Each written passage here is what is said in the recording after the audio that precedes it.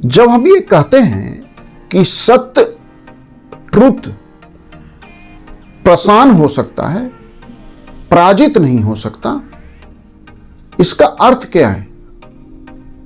आइए इसे भी एक कहानी से समझते हैं।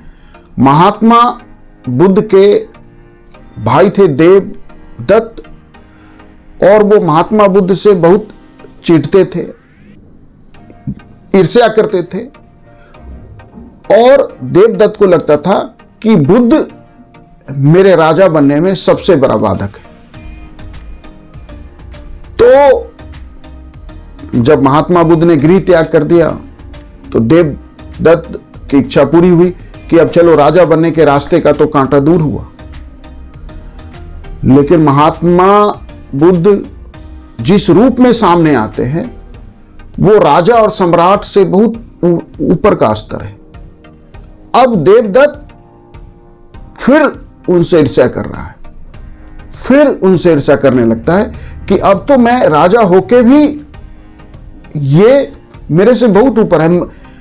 इसीलिए देवदत्त संन्यास्त भी होता है, संन्यास के रास्ते भी चलता है, लेकिन उसकी ईर्ष्या कम नहीं होती। इसका मतलब मानवता क्या है? मानव क्या चाहता है? मानवता कुछ और है। और मानव क्या चाहता है? मानव चाहता है कि ऐसी स्थिति प्राप्त करना जहां वो सर्वश्रेष्ठ हो जाए, उससे ऊपर ना रहे कोई। ये जो सर्वोत्कृष्ट बनने का की जो चाह है, सारा जो दुख है ना, उसका कारण यही है। अब देवदत्त की ईर्ष्या और भी बढ़ जाती है कि बुद्ध सारी दुनिया में, अब तो वो उस स्थिति में पहुंच गए जिनके चरणों में सम्राट भी सर नवाते हैं, जिनके चरणों को सम्राट भी स्पर्श करते हैं। तो अब वो महात्मा बुद्ध को उनके उस लेवल से नीचे करने के लिए एक आरोप महात्मा बुद्ध के ऊपर लगाया जाता है। एक स्त्री आती है, अपने ऊपर बहुत सारे कपड़े लपेट के, और कहती है कि राजा के यहां अनुरोध करती है कि बुद्ध को यह आदेश दिया जाए कि मुझे वो अपनाए। सवाल हुआ, क्यों अपनाए बुद्ध?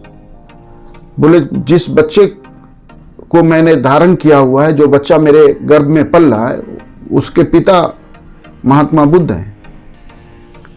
महात्मा बुद्ध से वो एकदम शांत चित्त बने रहे। महात्मा बुद्ध ने कुछ भी रिस्पॉन्स नहीं दिया।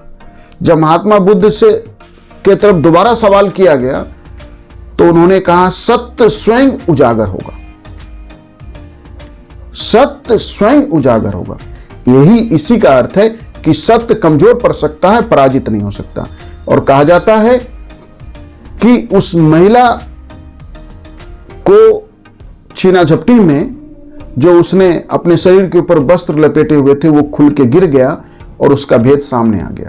तो सत्य कमजोर पड़ सकता है, पराजित नहीं होता। ये जो बात है कि सत्य स्वयं उजागर होगा, सत्य के रास्ते में जितने भी कांटे खड़े किए जाए, जितनी दीवारें लगा दी जाए, हम जो है सत्य नहीं पराजित होता है, बल्कि सत्य अपने समय पर उजागर होता है। हम उसे चाहते हैं कि सत्य हमारी अनुसार उजागर हो जाए। मैं चाहता हूं कि अभी सत्य सामने आ जाए, नहीं आएगा। सत्य स्वयं उजागर होगा, और वह तब होगा जब सत्य को लगेगा कि सत्य पराजित हो रहा है, तब उजागर होता है। इसीलिए ये बात है, इसीलिए ये कथन है कि सत्य कमजोर पड़ सकता है, पराजित नहीं होगा, सत्य स्वयं उजागर होता है। Thank you.